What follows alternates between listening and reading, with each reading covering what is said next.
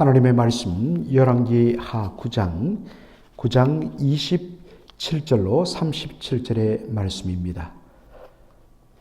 유다의 왕 아하시아가 이를 보고 정원의 정작길로 도망하니 예후가 그 뒤를 쫓아가며 이르되 그도 병거 가운데서 죽이라 하며 이블라함 가까운 구루 비탈에서 치니 그가 머깃도까지 도망하여 거기서 죽은지라.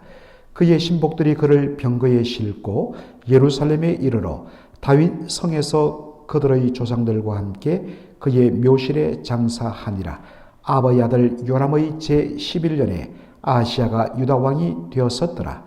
예후가 이스라엘에 오니 이세벨이 듣고 눈을 그리고 머리를 꾸미고 창에서 바라보다가 예후가 문에 들어오매 이르되 주인을 죽인 너 시므리여 평안하냐 하니 예후가 얼굴을 들어 창을 향하고 이르되 내 편이 될 자가 누구냐 하니 두어 내시가 예후를 내다보는지라. 이르되 그를 내려던지라 하니 내려던짐에 그의 피가 담과 말에게 튀더라. 예후가 그의 실체를 밟으니라. 예후가 들어가서 먹고 마시고 이르되 가서 이 저주받은 여자를 찾아 장사하라. 그런 왕의 딸이니라 하며 가서 장사하려 한즉 그 두골과 발과 그의 손 외에는 찾지 못한지라. 돌아와서 전하니 예후가 이르되 이는 여호와께서 그 종 디셉 사람 엘리야를 통하여 말씀하신 바라. 이러시기를 이스라엘 토지에서 개들이 이세벨의 살을 먹을지라. 그 실체가 이스라엘 토지에서 그름같이 밭에 있으리니 이것이 이세벨이라고 가리켜 말하지 못하게 되리라 하셨느니라 하였더라. 아멘. 오늘 저는 본문을 중심으로 악인의 최후라는 제목으로 말씀을 전하고자 합니다. 아합 왕가를 심판하기 위하여 하나님께서 기름 부어 세우신 인물이 예후였습니다. 어제 우리가 함께 읽었던 열왕기 하 9장 20절 보면 예후의 모습을 잘 보여주는 표현이 나옵니다. 그 병거 모는 것이 님시의 손자 예후가 모는 것 같이 미치게 모나이다. 예후는 요람 왕이 치료받고 있는 이스라엘로 쿠데타를 일으켜 군대를 이끌고 옵니다. 이스라엘 성벽 망루에서 그 모습을 살피던 파수꾼이 군대 장관 예후처럼 보인다라고 말을 합니다. 그 근거로서 그가 미친 자처럼 격하게 전차를 모는 모습을 봤기 때문입니다. 영어 성경에 보면 He drives furiously, 아주 분노에 가득 차서 전차를 몰고 있다라고 표시를 하고 있습니다. 예후는 그만큼 불같은 성격을 가진 무서운 인물입니다. 한 나라의 왕이 되기에는 부적절한 인물입니다. 한 나라를 다스릴 때에 다 모두 자신을 따르는 사람들만 구성된 것이 아닙니다. 어떤 경우에는 반대하는 사람도 있고 자기 기준에 미치지 못한 그러한 사람들도 있습니다. 그러나 그러한 사람들을 다 품어서 그렇게 이끌어가는 것이 리더입니다. 그런 의미에서 불같은 성격을 가진 예후는 왕이 되기에는 적합하지 못한 인물입니다. 그런데 하나님께서는 그런 성격을 가진 예후를 이스라엘의 왕으로 세우십니다. 이유는 바로 그의 불같은 성격을 가지고 단번에 아합 왕가의 세력들을 다 멸할 수 있기 때문인 것입니다. 하나님께서 교회 안에서 사람들을 세울 때에 다 우리의 어떤 기준으로 보면 참 부족하게 보이는 사람이 있는지 몰라도 그러한 사람들조차도 하나님께서 쓰신다는 것입니다. 다 모든 것을 갖춰야 쓰임 받는 것은 아닙니다.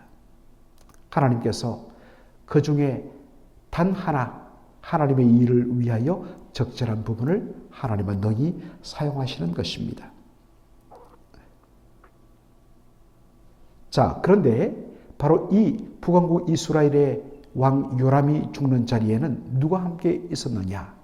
그의 조카인 남왕국 유다의 아하시아 왕도 함께 있었다는 것입니다. 왜냐하면 외삼촌 요람 왕이 전쟁에 나갔다가 부상을 당하고 지금 치료받고 있다는 소식을 듣고서 그는 병문안을 하기 위하여 외삼촌을 방문한 것입니다.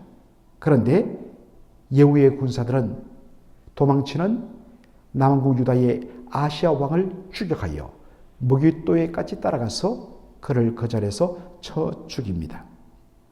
그런 다음에 여호는 이제 군대를 이끌고 이스라엘 성 안으로 진격을 합니다. 성 위에서 이미 여호가 반란을 일으켰고 자신의 아들 요람 왕을 죽이고 이곳으로 몰려오고 있다는 소식을 들은 이세벨은 최후를 직감하고서 궁궐 높은 곳에서 바로 눈썹을 그리고 머리를 단장한 채 예후를 기다리고 있었습니다. 아마도 자신의 최후를 직감했을 것입니다.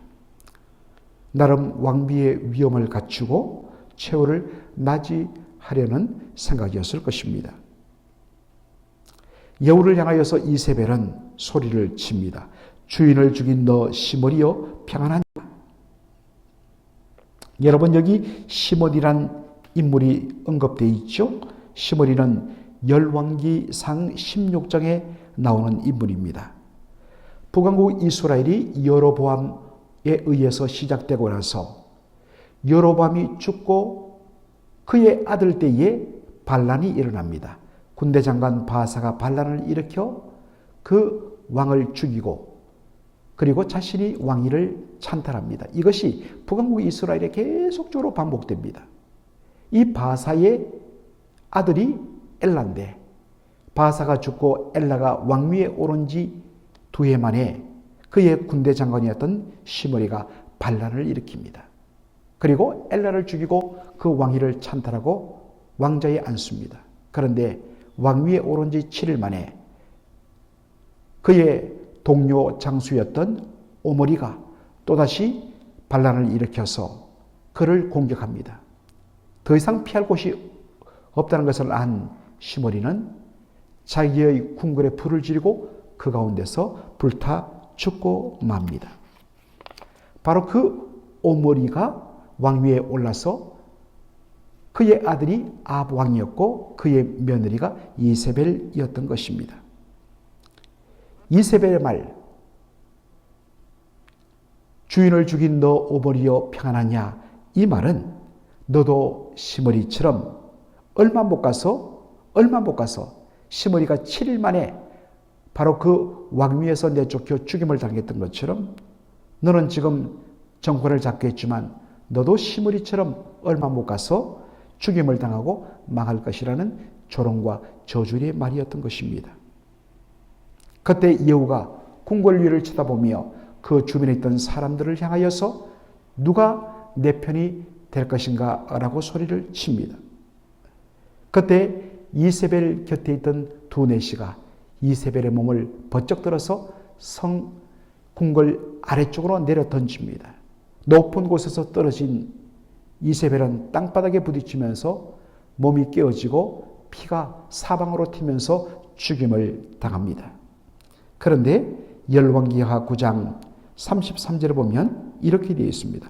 예후가 그의 시체를 밟으니라. 그런데 정확하게 번역을 하면 예후가 말 탄 채로 말발굽으로 이세벨의 시체를 밟고 지나갔다라는 뜻입니다. 여러분, 이미 이세벨은 높은 데서 떨어져서 몸이 땅에 부딪혀서 산산조각이 났습니다. 이미 죽었습니다. 그런데 죽은 자의 시신을 말발굽으로 밟고 지나가는 것, 예후의 아주 잔혹한 성격을 잘 보여줍니다. 그렇게 성 안으로 들어가서 먹고 마시던 예후가 문득 생각이 났는지 이렇게 말합니다. 이세벨의 시신을 장사하라 라고 명령합니다. 이유는 이세벨은 시돈왕 엣발의 딸 공주였기 때문입니다. 공주 출신이자 한 나라의 왕비로서의 마지막 배려를 하고 싶었던 것입니다. 그런데 나가서 장사하려고 찾아보니 이세벨의 몸뚱아리는 이미 들개들에 의해서 다 떡져서 사라지고 말았습니다. 머리통과 두 팔과 두 발만이 남았던 것입니다. 그런데 그 개들이 이세벨의 그 시신을 뜯어먹었던 그곳이 어디 있느냐? 성경은 이스라엘 토지라고 말합니다. 이것은 이세벨이 죽이고 빼앗은 나봇의 포도원 자리가 있던 곳입니다. 하나님은 열왕기상 21장에서 엘리야를 통하여 이세벨의 최후를 말씀하셨습니다. 개들이 이스라엘 성읍 곁에서 이세벨을 먹으리라. 정말 무섭게도 하나님의 그 말씀 그대로 이 불의한 악녀가 그렇게 비참한 최후를 맞이하는 것을 보게 됩니다. 이 이세벨의 이미지는 요한계시록 17장에 나오는 바벨론의 큰 음녀의 그 모습을 보여주고 있습니다.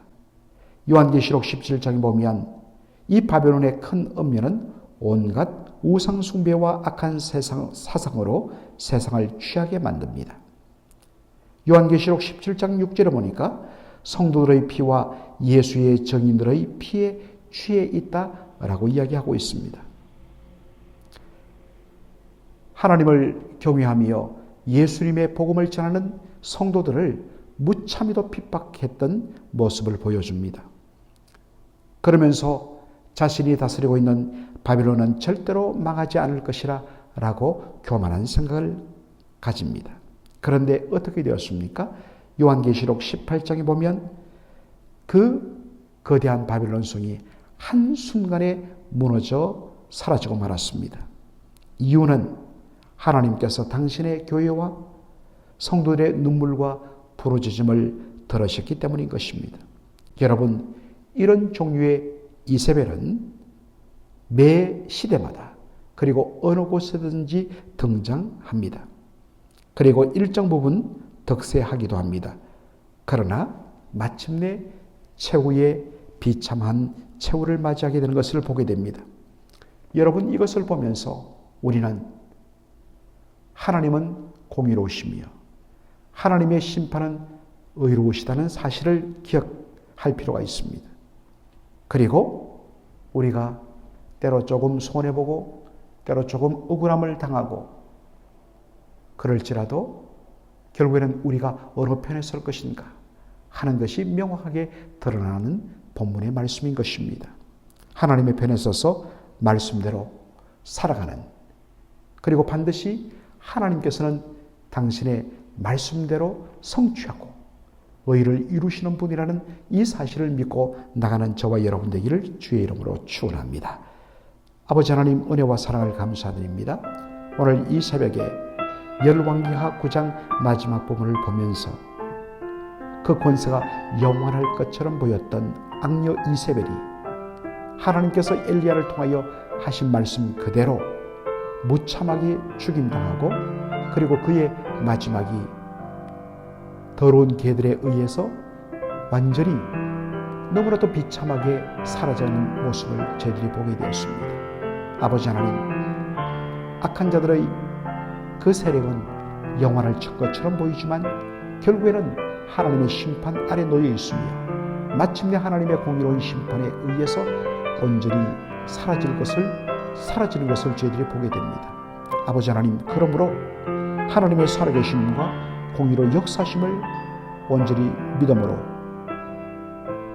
언제나 하나님 편에 서며 하나님과 동행하며 하나님의 말씀을 따라 사는 의로운 자의 삶을 사는 저희들의 삶이 될 수 있도록 은혜를 베풀어 주시옵소서. 예수님의 이름으로 기도하옵나이다. 아멘.